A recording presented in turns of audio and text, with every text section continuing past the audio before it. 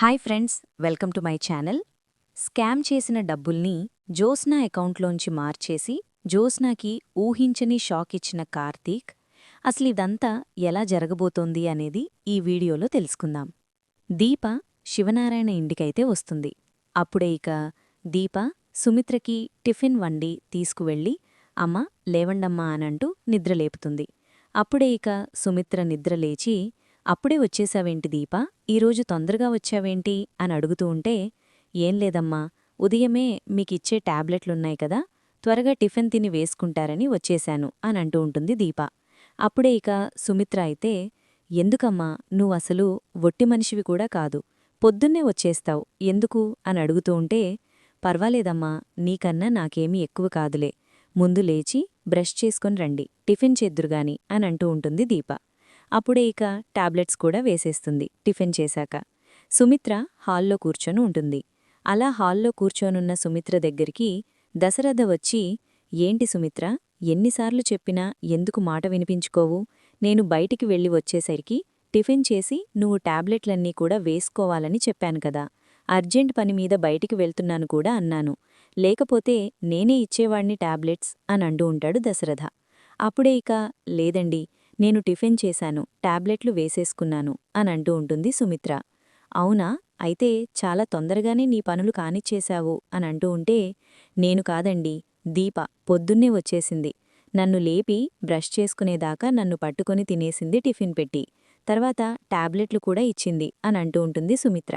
అయితే అప్పుడే నిజంగా దీపలాంటి కూతుర్ని వాళ్ళు ఎవరో తెలియదు కాని దూరం చేసుకున్నందుకు వాళ్ళు చాలా దురదృష్టవంతులే అని అంటూ ఉంటాడు దశరథ. అయితే అప్పుడే, మీరు చెప్పేది నిజమేనండి, నాక్కూడా దీపని చూస్తే అలాగే అనిపిస్తుంది, తను ఎవరి కూతురో తెలియదు కాని వాళ్ల అమ్మా నాన్న దీపని దూరం చేసుకున్నందుకు ఎంతో దురదృష్టవంతులే అని అంటూ ఉంటుంది సుమిత్ర కూడా.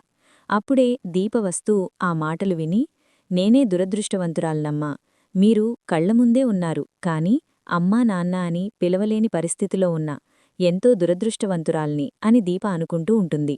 ఇంతలో జ్యోత్స్న అయితే, ఏయ్, బెడ్ కాఫీ తీసుకురా దీపా అనంటూ సోఫాలో కూర్చొని పేపర్ చూస్తూ ఉంటుంది. గుడ్ మార్నింగ్ మమ్మీ అనంటూ ఉంటే, అప్పుడే దశరథికి చాలా కోపం వస్తుంది. పేపర్ తీసుకొని వెంటనే విసిరి కొడతాడు. దాంతో జ్యోత్స్న అయితే, ఏమైంది డాడీ అని అడుగుతూ ఉంటే, ఏమైంది అని అడుగుతావంటే అసలు నీకు బుద్ధుందా, నిద్రలేచేయ్, అది కూడా బ్రష్ చేసుకోకుండా వచ్చి బెడ్ కాఫీ అంటున్నావు, ఎదురుగా మీ అమ్మ ఉంది, కనీసం అమ్మకి ఆరోగ్యం బాగోలేదు కదా, టిఫిన్ చేశావా, టాబ్లెట్లు వేసుకున్నావా అని కూడా నువ్వు అడగలేకపోతున్నావు అని అంటూ ఉంటాడు దశరథ.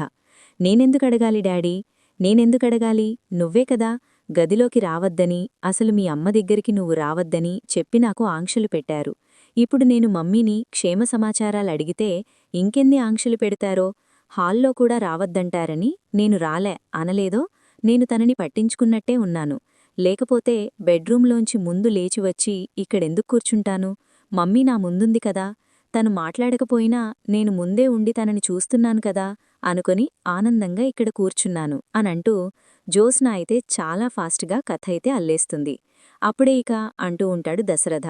అయితే నేను ఎందుకు నిన్ను ఆ గదికి రావద్దన్నానో నీకు తెలుసు, సుమిత్రకి బాగా తెలుసు, కాబట్టి ఇక్కడే కూర్చో, కుదురుగా కూర్చో అని అంటూ ఉంటాడు జ్యోత్స్నాని దశరథ. అయితే అప్పుడే జ్యోత్స్న కోపంగా లోపలికి వెళ్ళిపోతుంది. అలా వెళ్ళిపోయి తను ఫ్రెషప్ అయ్యి మళ్లీ బయటికైతే వస్తుంది. వచ్చిన తర్వాత వచ్చేసరికి హారిక అయితే హాల్లో కూర్చొని ఉంటుంది. డాక్టర్ హారికను చూసి షాక్ అయిపోతూ, మళ్ళీ ఈ డాక్టర్ వచ్చిందేంటి అని అనుకుంటూ ఉంటుంది జ్యోత్స్న. జ్యోత్స్న అయితే, మళ్ళీ ఎందుకొచ్చారు మీరు అని అడుగుతూ ఉంటే, నేను నా పేషెంట్ని చూడడానికి వచ్చాను, మీ గురించి కాదులేండి అని అంటూ ఉంటుంది జ్యోత్స్నతో.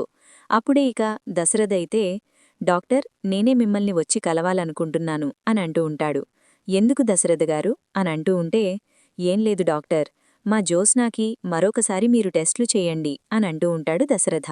అప్పుడే డాక్టర్ అయితే నమస్కారం పెట్టి, మీరు ఏమడిగినా చేస్తాను సార్, కాని ఈ జ్యోత్స్న విషయంలో మాత్రం నేను అస్సలు కూడా ముందుకడిగేయను అని అంటూ ఉంటుంది. ఆ మాటలు విని దశరథ అయితే, మీరు ఎందుకిలా అంటున్నారో నాకు తెలుసు, ఆ రోజు జ్యోత్స్న మిమ్మల్ని తప్పుపెట్టి అనుమానించింది, అందుకనే మీరలా మాట్లాడుతున్నారు, కాని నేను నమ్మకంగానే చెప్పాను కదా, ఒకవేళ జ్యోత్స్న అన్నట్టు ఎక్కడైనా పొరపాటు జరిగితే మళ్ళీ ఇబ్బంది కదా, అందుకనే మరోసారి టెస్ట్ చెయ్యండి అని అంటూ ఉంటాడు దశరథ. ఆ మాట విని జ్యోత్స్న షాకైపోతూ, నేను ఈవేళ హాస్పిటల్లో టెస్ట్ చేయించుకోను అనంటూ ఉంటుంది జ్యోత్స్న. అప్పుడే సరే దశరథగారు, ఒకవేళ మళ్ళీ టెస్ట్ చేయించుకునే మీకు అవకాశం కుదిరితే హాస్పిటల్కి తప్పకుండా రండి. నేను మాత్రం జ్యోత్స్నలాగా ప్రవర్తించను. నేను మాత్రం చాలా హుందాగానే ప్రవర్తిస్తాను. పెద్దవాళ్ల ముందు ఎలా ఉండాలో, ఎలా నడుచుకోవాలో నాకు బాగా తెలుసు అనంటూ అక్కడ్నుంచి డాక్టరైతే వెళ్ళిపోతుంది. అలా డాక్టర్ వెళ్లిన తర్వాత, చూడు జ్యోత్స్న, నువ్వు కంపల్సరీ టెస్ట్లు చేయించుకోవాల్సిందే. మీ మమ్మీకి నువ్వు బోని మ్యారో ఇవ్వాలి.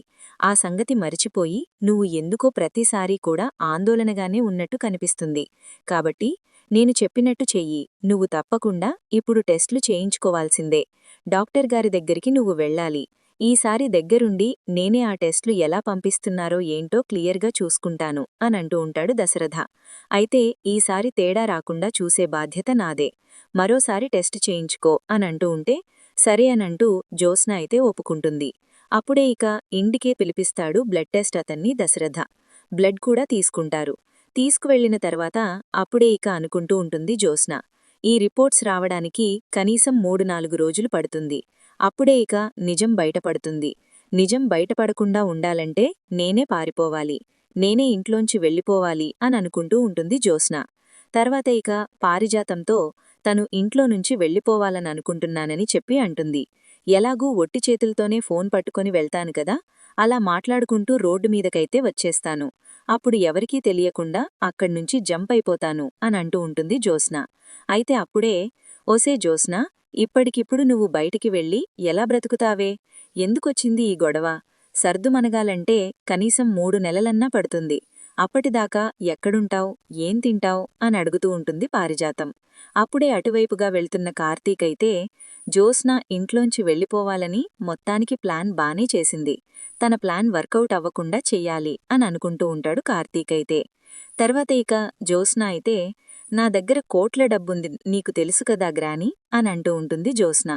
కోట్ల డబ్బునెక్కడిది అని అనంగానే, కోట్ల డబ్బు ఎక్కడిదంటావేంటి గ్రాని, మనం కంపెనీలో స్కామ్ చేశాను కదా, ఆ డబ్బు వేరే అకౌంట్లో ఉంది. ఆ అకౌంట్లోంచి డబ్బు వాడుకుంటూ ఉంటాను. తర్వాత మమ్మీకి కోలుకోకుండా తను పైకి పోయిన తర్వాత తిరిగి వస్తానని జ్యోత్స్న నోటికొచ్చినట్లు మాట్లాడుతూ ఉంటుంది. వామ్మో, నిన్ను చూస్తుంటే నాకు చాలా భయమే ఏస్తుంది. అసలు డబ్బు కోసం మరింత దిగజారిపోవాలా అని అంటూ ఉంటుంది పారిజాతం. నువ్వు నేర్పిందే కదా గ్రాని, ఎక్కడికి పోతుంది నాకు? అందుకనే నాకింత పిచ్చి పట్టింది. ఒకవేళ టెస్ట్లు మళ్ళీ ఈసారి నెగటివ్ వస్తే మాత్రం నేను ఇంటి వారసురాల్నని వాళ్లు కాదని తెలుసుకొని డెఫినెట్గా ఒప్పుకుంటారు. మళ్ళీ ఇంకా టెస్ట్లు చేయించే అవకాశం ఉంది. ముఖ్యంగా డిఎన్ఏ టెస్ట్కి వెళ్తే అప్పుడు అడ్డంగా మనము దొరికిపోతాము. అందుకనే నేను ఈ నిర్ణయానికి వచ్చాను. చూడు, రేపే నేనింట్లోంచి వెళ్ళిపోతున్నాను. ఈలోగా నువ్వు ఈ విషయాన్ని ఎవరికైనా లీక్ చేశావో బాగోదు చెప్తున్నా అనంటూ ఉంటుంది జ్యోత్స్న. అప్పుడే ఇక పారిజాతమైతే, ఏమోనే, నువ్వు ఇంట్లోంచి వెళ్లిన మరుక్షణమే మీ తాత వచ్చి పారిజాతం, జ్యోత్స్న ఎక్కడుంది అని నన్నే అడుగుతారు. అప్పుడు నన్ను ఏం సమాధానం చెప్పమంటావు అని అడుగుతూ ఉంటుంది పారిజాతం. అప్పుడే, నాకు తెలియదండి, నేనసలు జ్యోత్స్నాని చూడలేదు అని నువ్వు 4 సెంటిమెంట్ డైలాగులు కొట్టం సరిపోతుంది అనంటూ ఉంటే, అప్పుడే ఇక ఏమోనే, ఏం చెయ్యాలో కూడా అర్థం కావడంలేదు అని ఆలోచిస్తూ ఉంటుంది పారిజాతం. ఇంతలో ఇక జ్యోత్స్న అయితే, కొట్టేసిన డబ్బుతో జల్సాగా 3 నెలలో ఎక్కడికైనా వెళ్లి సికార్లు బొడదామనుకుంటున్నావు గదా, ఇప్పటివరకు నువ్వు కొట్టేసిన డబ్బులెక్కడున్నాయా ఏంటా అని ఎప్పుడు వాటిని గురించి ఆలోచించలేదో ఇప్పుడు ఆలోచిస్తాను. ఏ డబ్బుల్ని చూసైతే నేను బయటికి వెళ్ళినా బ్రతకగలను అంటూ విర్రవీగుతూ పొగరుగా మాట్లాడుతున్నావో ఆ డబ్బు నీకు లేకుండా చేస్తాను, చూస్తూ ఉండు ఏం చేస్తాను అని అంటూ ఉంటే, అప్పుడే ఇక దీప అయితే, బావా అంటూ అక్కడికి వస్తుంది. ఇక వచ్చిన తర్వాత, ఏంటి మరదలా, ఏంటిలా వచ్చావు అని అడుగుతూ ఉంటాడు కార్తీక్. ఏం లేదు బావా, నాకెందుకో కాశీ నిజంగానే మారిపోయాడా అని డౌట్ అయితే కొడుతోంది అని అంటూ ఉంటుంది దీప. అప్పుడే ఇక కార్తీక్ అయితే, అసలు నీ అనుమానానికి ఎలా పునాది పడిందో అది చెప్పు అని అడుగుతూ ఉంటాడు. నేను ఉదయం తెల్లవారుజామునే బయట ముగ్గు వేద్దామని వస్తున్నాను. అప్పుడే ఇక కాశీ అయితే అప్పటికే నిద్రలేచి జ్యోత్స్నతో ఫోన్లో మాట్లాడుతున్నాడు. నువ్వు చెప్పినట్టే నేను ఇంట్లోకి వచ్చేశానక్కా. తర్వాత మళ్ళీ మా మామయ్య గారిని, స్వప్నని ఎలాగైనా సరే నన్ను వాళ్ళ ఇంటికి తీసుకువెళ్లేలా చేస్తాను అని అంటున్నాడు. అప్పుడే అనుకున్నాను, అసలు కాశీ మారలేదో, కేవలం జ్యోత్స్న చెప్పిందని ఏదో నాటకమాడడానికి వస్తున్నాడు. మావయ్య గారింటికి వెళ్లిన తర్వాత చెప్తాను అని అంటున్నాడు.